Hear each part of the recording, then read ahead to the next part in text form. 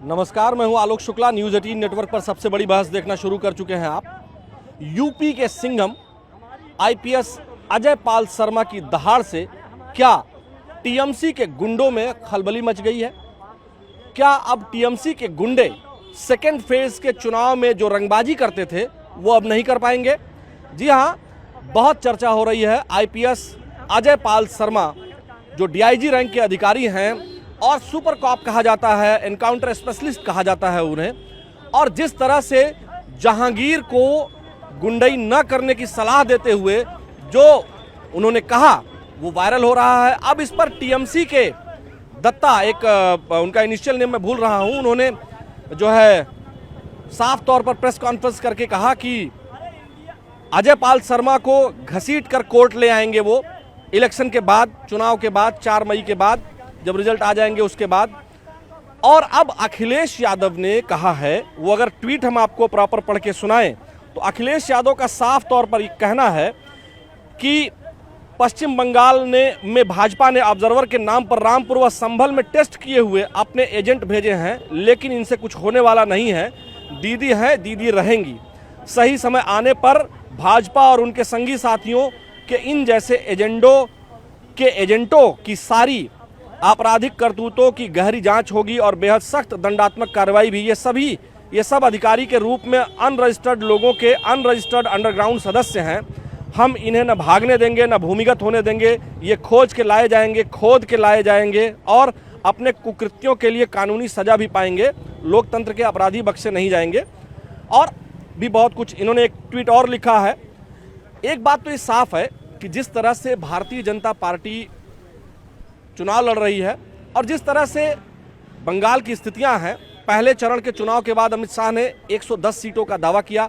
दूसरी तरफ दूसरे चरण के चुनाव में जहां ममता बनर्जी काफ़ी मजबूत मानी जाती हैं, वहां पर जो मतदाता नहीं निकलते थे, जो डर जाते थे, उनके डर को कम करने के लिए चुनाव आयोग ने केंद्रीय बलों को लगाया है, ऑब्जर्वर्स नियुक्त किए हैं।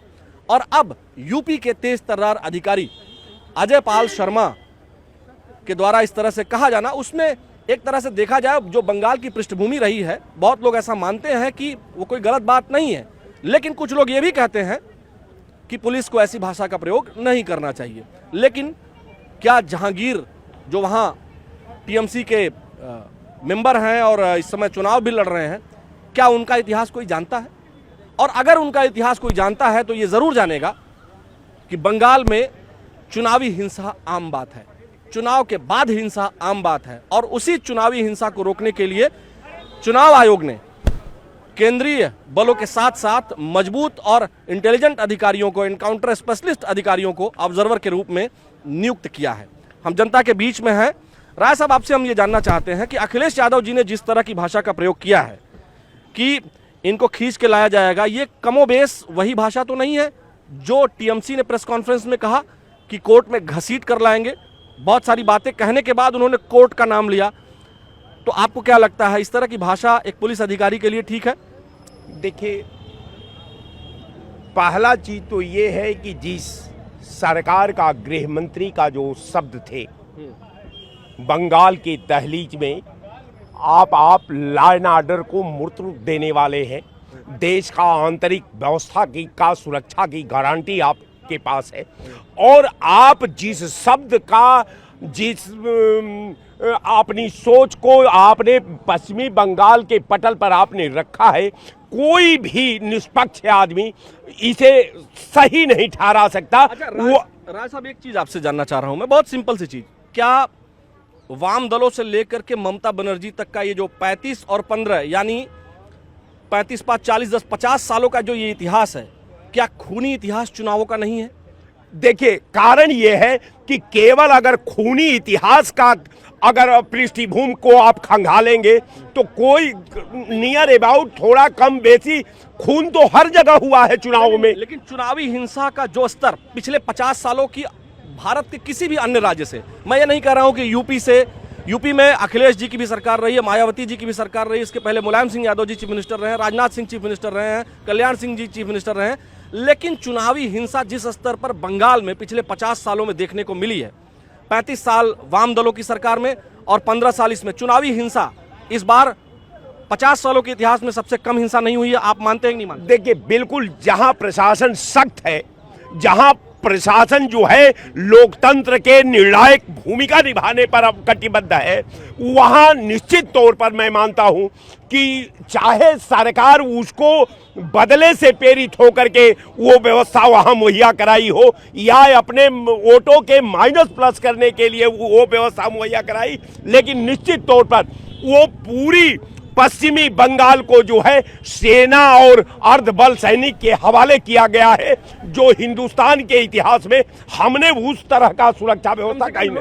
लोग तो अब अच्छे से पहले फेज में जो चुनाव हुए हैं, इलेक्शन हुए हैं, वहां 93% के लगभग वोटिंग हुई है और कोई भी चुनावी हिंसा नहीं हुई, किसी की मौत नहीं हुई है, वरना हर साल हर फेज में बड़े स्तर पर हत्याएं हो जाती थी। बिल्कुल सही। देखिए, बिल्कुल जो वहां का चुनावी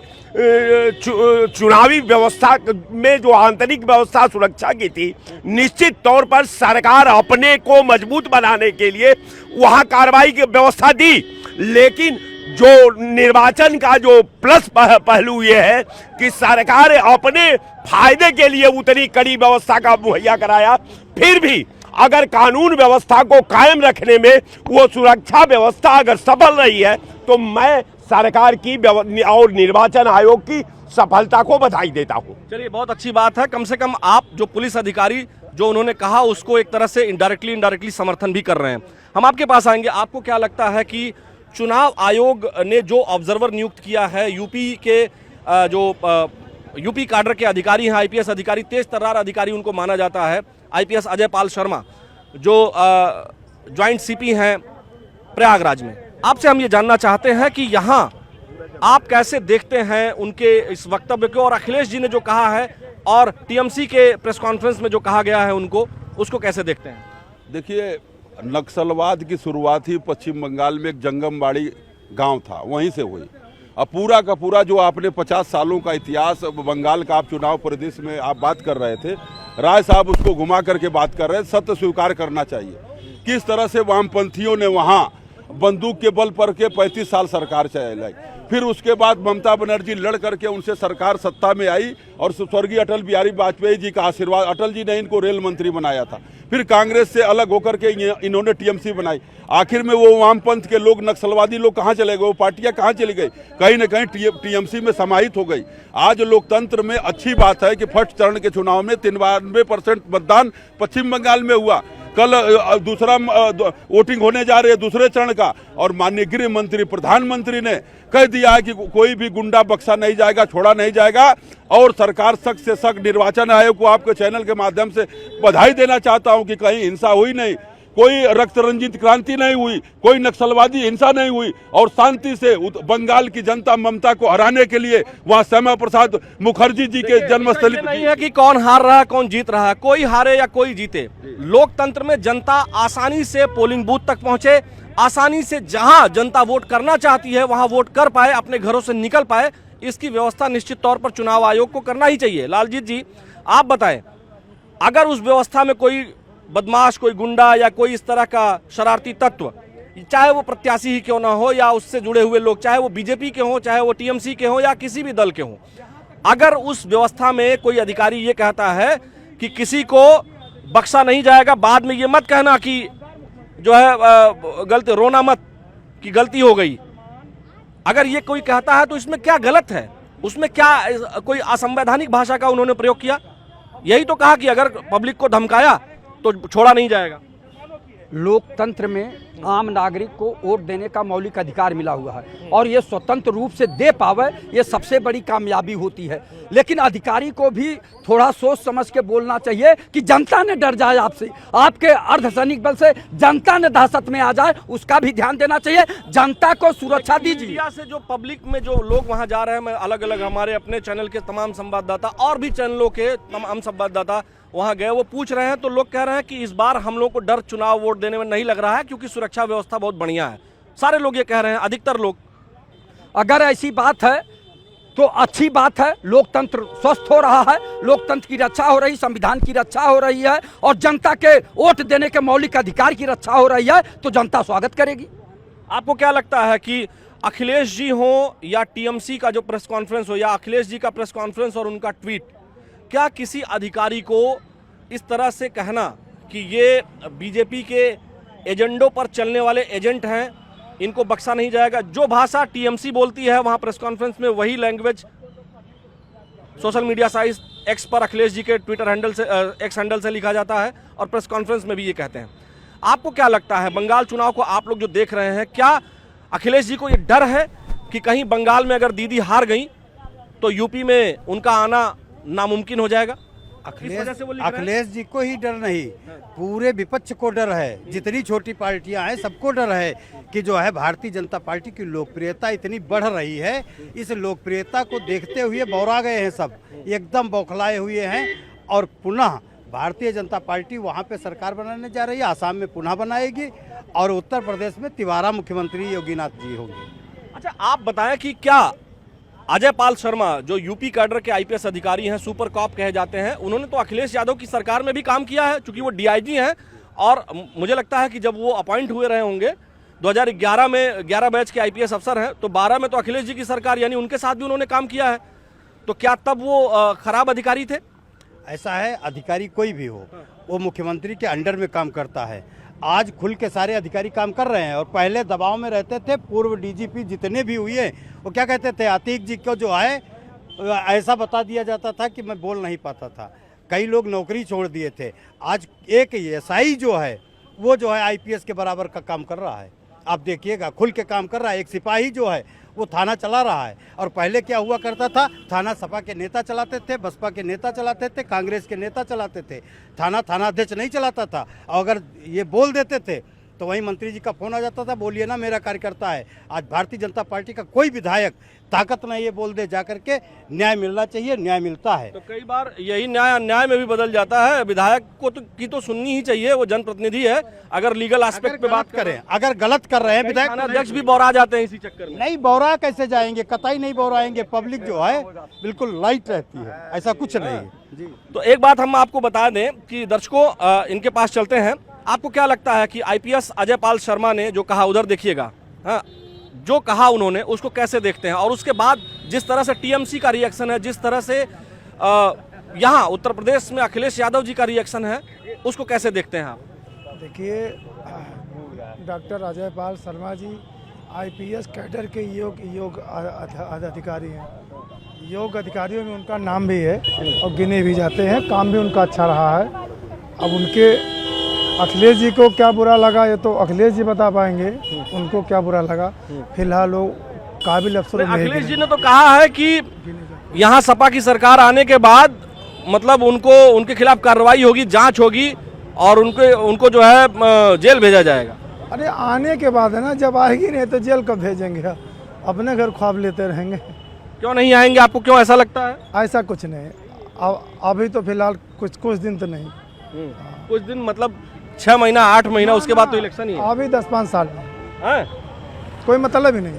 10-5 साल? हाँ, कोई मतलब ही नहीं। अच्छा, आपके पास हम आएंगे। आपको क्या लगता है, इधर आइए, यहाँ खड़े होइए, आपको क्या लगता है कि अजय पाल शर्मा जी ने जो कहा, जो आईपीएस अधिकारी हैं यूपी कैडर के, सही कहा, गलत कहा, क्या लगता है आपको? हमने स्टेटमेंट सुना नहीं है। अच्छा, आपने नहीं सुना है। चलिए, आपने नहीं सुना। आपको क्या लगता है अजय पाल शर्मा ने जो कहा उसको कैसे देखते हैं आप? देखिए, जिस हिसाब से किए इस हिसाब से नहीं करना चाहिए। आप जो वहाँ अधिकारी बन के गए हैं, ऑब्जर्वर बन के गए हैं और ऑब्जर्वर का काम है दुरुस्त करना जो वहाँ के छोटे अधिकारी हैं उनको, कि आप ऐसा करो, इस हिसाब से लोग निकलना चाहिए, कोई किसी को रोक ना पाए। और बयान देना, ये लगता है कि कहीं ना कहीं जो है दिल में खोट है। अच्छा, दिल में खोट है, लेकिन जिस तरह से जहांगीर जो वहाँ चुनाव लड़ रहे हैं, वहाँ पर वो माना जाता है कि बहुत खास है अभिषेक बनर्जी के, और ये भी माना जाता है कि वो बहुत एग्रेसिव नेता हैं। कई बार जो है वो एग्रेसिव मतलब कई बार उन्होंने ऐसी घटनाएं कारित की हैं, बाद में वो उससे बरी भी हो गए, लेकिन आम जनता जानती है वो कैसे नेता हैं। और लोगों को टेरराइज करना, लोगों को धमकी देना, तो जब उन्होंने सुना होगा तो उसी आधार पर कहा कि भाई उनको कहिए कि धमकी ना दें लोगों को। मैं इसी उत्तर प्रदेश में, क्या भाजपा में दागी नेता नहीं है?